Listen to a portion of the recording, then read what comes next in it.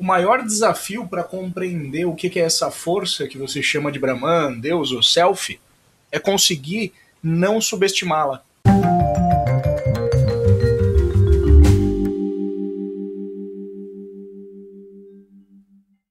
Cara, lançaram um jogo que é muito realista. É tipo assim? Não, não. É tipo, é muito realista. Como se fosse a vida real. Ah, então ele só pode ser desse jeito aqui. Não, não, não. É muito, muito realista. Então deve ser tipo assim. Não, não, não, não. Não, cara, não é assim. Eu tô falando que é muito, muito, muito real. É tipo, como se fosse um filme, como se fosse a vida real. É muito realista. O nível de detalhe é absurdo. Então, se é do jeito que você tá falando, só pode ser assim. Não, não, cara, não é assim. Você não tá entendendo o que eu quero dizer. Pode parecer engraçado ver esse exemplo, mas isso é exatamente o que muitas vezes a gente faz quando alguém tenta explicar pra gente o que é essa força que a gente chama de eu, de Brahman, de Deus. Cara, Brahman é infinito. É desse jeito aqui. Não, não. Não é tipo um pouco infinito. É totalmente infinito. Do tipo que nunca nasceu e nunca vai morrer. Então ele. Mas ele tem que ser pelo menos infinito assim, né? Não. Não, não, não. Ele não é mais ou menos infinito. Ele é do tipo que ele é anterior até mesmo ao início do tempo, porque ele é o próprio tempo. Tá, tá, eu tô começando a entender. Eu acho então que o que você tá falando é que ele é assim. Não, não, não, não, não, não é isso. Eu tô falando que ele é absurdamente infinito. Ele é tudo que existe, ele é o próprio tempo. O tempo só existe nele. É, ele nunca teve início, ele nunca vai ter fim. Para ele tudo é sempre um eterno agora. Para ele sempre é agora, porque ele é o próprio tempo, né? O próprio tempo emerge dele. É tipo assim? Não, não, não, não. Então deve ser tipo assim. Não, não é isso. Você tá chegando perto, mas eu acho que você tá subestimando o que eu tô te explicando. Acho que deu para entender onde eu quero chegar, né? Não importa quantos livros você leia, não importa de em quantas satsangs você participe, quantos vídeos você veja, quantos documentários você assista, enquanto você não absorver o básico, que é isso, vai ser difícil para você compreender o que é esse Brahman, o que é essa realização e quem é esse eu superior aí, que às vezes a gente chama de self também. E detalhe, eu tô falando o básico, mas é um básico, é tão básico, é tão básico, é tão absurdamente básico, que realmente é difícil de compreender. Às vezes você vai precisar ficar 10 anos estudando para você entender que era ridiculamente básico. Mas é um básico tão básico, mas tão básico, que é um básico transcendente. Brahman é você e todo o resto. Menos aquelas pessoas que eu não gosto muito, né? Não, não é todo mundo mais ou menos. É todo mundo, absolutamente todo mundo. Tá, tá, tudo bem. Barata não, né? Porque barata é peçonhenta, não tem como barata ser Brahman. Não, não. Até elas também. É todo mundo, todo mundo. Cada inseto, cada animal, cada planta, cada grão de areia. Ele é tudo, tudo, tudo. Você entende que ele é tudo? Não dá pra excluir alguma coisa que você não gosta. Mas é um todo mundo. Tipo assim? Não, cara, não é esse tipo de tudo. É tudo, tudo. Tudo. Cada molécula de água, cada molécula de oxigênio, cada célula no seu corpo, cada pensamento, cada ideia, essa nossa conversa, cada ser que existe. Eu tô falando que ele é tudo, tudo, tudo, tudo, tudo. O que você puder imaginar existe nele. E assim. Esse aqui é mais um exemplo. Enquanto você não entender o quão absurdamente transcendente é esse Brahman, que às vezes a gente também chama de eu. Por quê? Porque esse mesmo Brahman que é tudo, como no exemplo anterior, é o mesmo Brahman que está olhando pelos seus olhos. Por isso que às vezes a gente chama de eu, porque é o eu. Brahman está em tudo, é tudo. Lembra? Sem exceção, ele é tudo, inclusive você. Brahman é todas as suas falas, todos os seus pensamentos. Brahman é esse vídeo sendo gravado, é você assistindo, é tudo. E se a gente não compreende esse absolutismo dessa força suprema, a gente fica andando no que eu chamo de meia senda, que é meio caminho, que é tentar trazer um pouco do caminho, mas excluir a parte que você não acha agradável, ou a parte que você não acha legal. E não dá. Infelizmente, para compreender essa força, esse Brahman, se conhecer, para se realizar, é 100% ou 0%. É 8 ou 80, não tem como ser meia senda. Se ficar na meia senda, você vai ter meio entendimento, que é o que mais acontece. Porque o que é essa meia senda? É tentar compreender essa força que é absurdamente poderosa, como a gente já falou, que é onipresente, onipotente, infinita, com a mente. E a mente traz as suas limitações e expectativas. E essas limitações e expectativas nunca vão conseguir encaixarem nesses atributos que são transcendentais. Ele sabe o que é melhor e como fazê-lo. Deixe tudo nas mãos dele. O fardo é dele. Você não tem que se preocupar. Todas as suas preocupações são dele. Isso é rendição. Isso é Bhakti. Eu só vou dar um exemplo da importância de entender isso. Imagine que agora eu pudesse fazer você entrar num estado de realização. Eu não estou falando de nirvana permanente, eu estou falando de realização. Aquela experiência mística em que você fica cara a cara com Deus, cara a cara com essa força que a gente chama de Brahman. Mas você tem que entender, antes disso, uma coisa muito simples que todos os mestres afirmam. Deus, essa mesma realização que você está buscando, esse mesmo Brahman que você quer se unificar, é você. Parece uma afirmação relativamente simples. Deus é você. Ah, que bonitinho, Deus está em todos nós. Não. Isso tem um peso, uma importância arrebatadora. O entendimento de que Deus é você. E você vai entender agora na sequência o peso dessa afirmação e o peso de compreender isso. Não é como se Deus está em mim, como se fosse uma centelha divina dentro do meu coração. Não, Deus é você agora, com todos os seus defeitos e qualidades. Lembra, não dá para andar em meia senda. Deus não é mais ou menos você. Ele não é 10% das suas atitudes. Ele não é 15% dos seus pensamentos. Ele é tudo, ele é todo você. Mas vamos lá. Por que isso é extremamente importante? Você atingiu uma experiência mística, um momento de realização, de revelação. Não vai ter uma entidade sentada na sua frente. Não vai ter um senhor de barba branca num trono na sua frente. Ou qualquer que seja a imagem que você traga dessa divindade. Poderia ser uma mulher, uma deusa, um deus, tanto faz. Poderia ser um bode, se você quiser. Não vai ter alguém externo para você poder ficar chorando suas pitangas, reclamando de como o mundo é injusto com você, e como as pessoas são más, e como o universo não conspira a seu favor. É você e você mesmo. Você faz a pergunta e o você superior responde. Como é que você vai discutir com você mesmo? Nesse tipo de experiência, é como se você, esse você que você acreditou a vida inteira que você era, fosse um eu com a inteligência de um chimpanzé, tentando conversar com um eu Deus, que estava o tempo inteiro ali observando a sua vida inteira. Ele sabe tudo que está guardado no seu coração. Então não adianta chorar as pitangas para ele. Não adianta tentar esconder algum defeito que você tem, alguma falha, alguma coisa que esteja escondida no seu coração. Você, ego, que é um eu limitado pelos conceitos e pensamentos e tudo mais, vai fazer uma pergunta que ele acha super importante, Ai, coitado de mim, por que o mundo é injusto?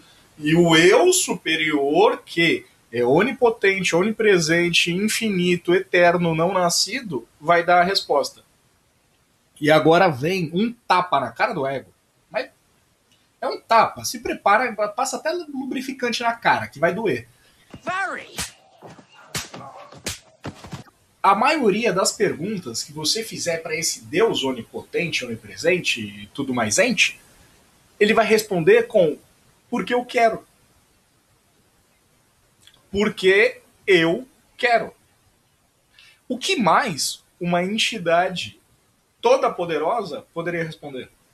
E lembra, não é uma entidade sentada na sua frente. Porque se ela estivesse sentada na sua frente, você podia ficar chorando com ela, tentando barganhar. Ah, mas você não podia me dar dinheiro, você não podia me deixar mais saudável, você não podia ressuscitar meus parentes, você não... Não. O que você responde para você mesmo? Se você descobre de uma hora para outra que você é Deus. Se todo o tempo, desde o princípio do que você lembra da sua existência, você era Deus o tempo inteiro, sempre foi feita a sua vontade. E no momento da realização, você vai descobrir que tudo está do jeito que tinha que estar. Era a sua vontade que estava sendo feita o tempo inteiro. Como é que você vai discutir com esse Deus que é você? Isso é um tapa na cara do ego. Tudo o que você praguejava, tudo que você odiava, as pessoas que você não gostava, era a sua vontade. Foi você que fez. Você fica mudo com uma coisa dessa. Você fica sem palavras, não tem o que discutir. Como é que você vai discutir com você mesmo se foi você que fez isso? Então, se você ficar cara a cara com essa onipotência de Deus, que esse Deus é você, como é que você vai discutir qualquer coisa que já aconteceu? Tudo que aconteceu foi vontade dele, cada infortúnio na sua vida foi vontade dele, cada doença no seu corpo foi vontade dele, cada pessoa que você achava que não gostava foi vontade desse Deus, cada pecado que você cometeu, cada coisa que você se arrepende, cada coisa que você tem que se perdoar. Só que lembra, esse Deus que a gente está falando é você. Olha que coisa que tapa na cara. Que inteligência divina que te botou no canto da parede, porque você não tem o que fazer. E se você quiser se perdoar pelas coisas que você já fez durante a vida, pelos erros que você cometeu, pelas pessoas que você pode ter ferido e magoado, você vai ter que perdoar todo mundo. Porque é o que Deus faz. Deus perdoa você, só que ele perdoa todo mundo também. E lembra, não é uma entidade que vai fazer isso, é você que vai ter que fazer. Deus, nesse momento, não usa intermediário.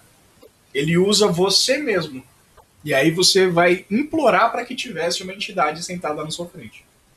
Que aí dá para você tentar barganhar, dá para você tentar mentir, dá para você falar que você fez isso e aquilo porque outra pessoa estava te prejudicando, mas é você mesmo. Como é que você vai mentir para você mesmo? Quem melhor do que você mesmo para conhecer o seu próprio coração? Enfim, lembra que a gente está falando de um ser onipotente, onipresente, eterno? A maioria das respostas dele sempre vai ser porque eu quero. Que resposta? Honestamente, pensa por um segundo. Se você fosse eterno, onipresente, onipotente, você é a manifestação inteira. Você descobre que você é tudo. A resposta sempre não vai ser porque eu quero. Porque mais seria? Se Deus é tudo que existe, tudo é a vontade dele. Ele não é. Você não descobre que você é tipo o gerente do universo. Que você é tipo o supervisor do setor. Não, você é o universo inteiro. Você é o dono de todo o universo. Olha esse tapa na cara. Dá dó de quem vai bater na porta do Nirvana buscando ganho próprio, achando que vai ter uma entidade ali para te receber de braços abertos, quando a única entidade que vai ter é você mesmo. E aí você chega lá no Nirvana achando que você vai virar um Buda, que você vai ficar iluminado, que você vai se destacar, que você vai ganhar riquezas e vai ficar imortal, e a única coisa que você encontra lá é você mesmo. E você vai descobrir que tudo que você passou e tudo que você tem para passar é a vontade de você mesmo. E aí você reclama com quem? Você discute com quem? Você chora para quem? Isso que eu tô falando até agora é absurdo? É claro que é absurdo. É óbvio que é absurdo. Eu acho extremamente absurdo. A mente nunca vai aceitar isso. Quase nunca. Por isso que o caminho da libertação, o caminho do reino de Deus, é tão apertado, é tão difícil de entrar. Porque não é deixar para trás 99,9% do que você achava que você era, do controle que você achava que você tinha. É 100%. E quando você deixa 100%, você é Brahman. E quando você deixa 99,9%, você é uma pessoa. Os dois estão sobrepostos, lembra? Brahman e o ego é uma coisa só, é só uma sobreposição. Você é uma divindade o tempo inteiro, você é realizado o tempo inteiro. Existe uma sobreposição chamada ego aí que fica projetando as coisas. Nós não precisamos procurar para encontrar nosso verdadeiro ser. Nós já somos ele. E a mente que procura por ele é a própria razão pela qual não o encontramos. E sendo honesto com você, esse tipo de fé é quase o tipo de fé que é exigido em religiões, principalmente cristãs, evangélicas. Então olha outro tapa na cara aí. Evangélico muitas vezes é criticado por alguns motivos. E eu não tenho nada contra nem nada a favor, só estou usando como exemplo. A mesma fé que às vezes é exigida do evangélico é a vontade de Deus, porque Deus quis e tudo mais, e às vezes você tira sarro e acha absurda, é a mesma fé que é exigida para conhecer Brahman. E a mesma fé de outras várias religiões, vertentes, linhas e filosofias. E isso é absurdo? Extremamente absurdo para a mente. É quase como se eu pedisse uma fé cega. Como se eu pedisse para você aceitar que o seu câncer que está te matando é Deus. Que as pessoas na rua que se assaltam e se matam e se prejudicam é Deus. Isso é absurdo? Eu vou virar para você e falar, não, isso é a vontade de Deus, é a coisa mais normal do mundo. Não, é absurdo. É extremamente absurdo. É tão absurdo que é por isso que quase ninguém consegue atingir algum tipo de realização. Porque é difícil você passar esse primeiro bloqueio. E aí você vira para mim e fala, Nilson, mas você está pedindo então que eu tenha uma fé cega, que eu largue tudo nas mãos de Deus. É isso que você quer. Eu não quero nada. Se fosse para eu querer alguma coisa, eu ia querer uma pizza de portuguesa. Eu não espero nada de você. Eu só estou te apontando uma porta. Quem tem que entrar nela é você. E eu não levo ninguém para depois dessa porta. Isso aí é com você. E nem dá para saber se eu passei por essa porta ou não. Como eu já disse em outros vídeos. Não dá para saber se eu sou maluco, se eu só estou repetindo o que eu li. E de ninguém. Não dá para saber isso de ninguém. Então, assim, eu estou te apontando um caminho. Se você quer seguir por ele ou não, o problema é seu. Eu disse que podia apenas mostrar a porta. Você é quem deve atravessá-la. Uma das grandes problemáticas desse Deus que vive aí dentro de você é o momento presente. Porque para ele a única coisa que existe é o presente. Novamente, ele é um ser eterno. Ele nunca nasceu e nunca vai morrer. O que sobra para ele viver? O presente. Ele sempre está no presente. E no presente, tudo está sempre bem. E a maioria das respostas que uma entidade que vive num eterno presente e tem certeza de que ela é imortal, onipotente, onipresente e tudo mais, sempre vai ser porque eu quis, porque eu quero, porque é a minha vontade, e tudo tá bem do jeito que tá. E aí pergunta, por exemplo, para essa entidade, que lembra, essa entidade é você que tá respondendo. Só que você tá respondendo com uma consciência de Deus, né? Aí pergunta, mas por que existe morte? Esse Deus vai responder, mas não existe. As coisas externas aqui nascem e morrem pela minha vontade, mas eu nunca morro. Esse tipo de dúvida nunca surge em mim. Eu tô aqui para sempre, eu sempre estive. Por que eu vou ficar me pensando em morte? Eu não morro, eu sei que eu não morro. Mas aí você vira e fala, não, mas o que acontece depois da morte? Aí Deus vira e fala, não acontece nada. Da mesma forma que esse cenário aqui está montado, que esse cenário sou eu mesmo, tudo vai ficar preto e logo na sequência um novo cenário surge. E eu sempre estarei aqui, porque eu sempre estou aqui, eu nunca vou para lugar nenhum. Mas você acha que a mente, o ego, vai aceitar isso? Não, a mente, o ego, a pessoa vai virar e falar, mas que prova eu tenho disso? Prova que eu tenho que existe vida após a morte. Porque o objetivo da minha vida é encontrar prova. Eu quero atingir o nirvana para me tornar imortal. Aí esse mesmo Deus vai virar e falar, mas como assim se tornar imortal? Eu sou imortal, sempre fui. Questões sobre o que surge após a morte nunca nascem em mim. Essa pergunta não surge em Deus porque Deus é a própria vida. Por que Deus se perguntaria o que acontece após a morte? E por que ele tentaria responder isso para ele mesmo? Esse Deus viveria num eterno presente. E no presente não existe um futuro em que ele vai morrer e que ele precisa ficar se preocupando com isso e pensando nisso. Então, essas respostas que você encontraria nessa realização são tão absurdamente simples, porque tem coisa mais simples que isso. Um ser onipotente virar e falar, porque eu quero, que tapa na cara isso. Elas são tão absurdamente simples que você só vai entender, compreender e aceitar essas respostas se você absorver 100% essa ideia de não subestimar o que significa ser imortal, onipresente, todo-poderoso, infinitamente sábio. Porque a partir do momento em que você não aceita, que você luta contra, que você resiste à vida, você está lutando contra essa força, que é a formação do ego, né? Então não adianta você ficar indo em satsang, que nem eu falo às vezes, a gente fica seguindo sadhana infinita, né?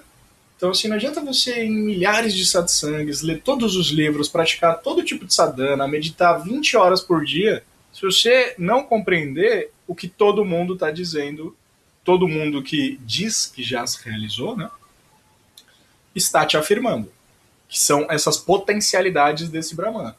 Se você pensar um pouquinho o que é ser eterno e onipotente e onipresente e tudo mais ente, você vai entender que as respostas que você vai ter vão ser as respostas mais absurdamente ridículas de simples que um Deus poderia te dar.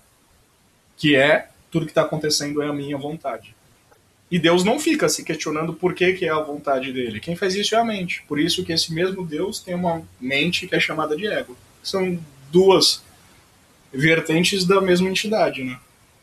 E presta atenção nisso. Por que é tão difícil assimilar tudo isso? Porque quando você conseguir assimilar todos esses conceitos, você se torna ele. Porque o que é Deus? Todos esses conceitos. Se você conseguir vivenciar todos esses conceitos, você se torna ele. Mas você não vai virar uma pessoa superior, uma pessoa maravilhosa que anda sobre as águas e cura leprosos e multiplica pão. Não. Você vai aceitar a vontade desse mesmo Deus que é você. E o que é isso? É viver 100% no presente, sem questionar nada do que vai acontecer no futuro, aceitando a sua vida do jeito que ela é. Então, mesmo se durante essa realização você perceber que você não tem dinheiro, nunca vai ter, talvez você passe a vida inteira sendo pobre, ferrado, sem ser conhecido por ninguém, sem ter fama nenhuma, sem ter reconhecimento nenhum e vá morrer sozinho de uma doença extremamente cruel e dolorosa. Você teria fé para viver no 100% no presente e aceitar tudo isso como se fosse a vontade de Deus? Que é o que Deus faria, né? Fazendo tudo isso, você vai estar se comportando como aquela entidade que você buscava, que na verdade o tempo inteiro foi você. Então, como uma mente limitada, como a nossa, cheia de limitações, conceitos e expectativas, consegue entender uma mente ilimitada, imortal, onipotente, onipresente? A única maneira de entender é sendo ela. É por isso que é reforçado essa ideia e a importância da experiência direta. Porque se você só escutar outras pessoas te falando isso, vai parecer a maior abobrinha do mundo. Coisa mais absurda do universo. Porque é absurdo. Então você precisa ver com os seus próprios olhos de Brahman essa experiência. E como você se torna esse Brahman? Assimilando e adquirindo essas características dele. E aí você entende o peso daquela afirmação. Fique quieto. Fica quieto. Essa já é a vontade desse Deus, desse Nirvana, desse Brahman, dessa realização que você busca. É isso aqui, ó. Sem movimento de mente. A partir do momento que começa o movimento, mas existe vida após a morte? Mas por que as pessoas são injustas comigo? Mas por que eu fiquei doente? Mas por que isso? Mas... Deus não se pergunta esse tipo de coisa. Ele é a própria existência. E Deus, ao não se perguntar esse tipo de coisa, ao viver num eterno presente, como ele é? Ele é assim, ó. E ele desempenha o papel dele. Que é esse personagem da vida aqui. Existe apenas um eu. Esse eu é consciência. Quando você segue o eu individual até a fonte, transforma-se no eu universal, que é consciência. Comece a procurar-se. Comece a perceber a sua natureza divina. Você faz isso ficando quieto. O caminho mais rápido para a autorrealização é ficar quieto. Deus não tem perguntas. Quem tem é o ego. Que o ego também é Deus, só que é uma sobreposição. É um diálogo mental, é um questionamento, é uma projeção de futuro e trazer de passado constantes. Mas o Deus é o que está ali, o Brahman é o que está ali no presente, sem questionamentos. Então, Deus é sempre presente. E esses questionamentos, como o que acontece após a morte? Mas por que as pessoas são injustas comigo? Isso não surge.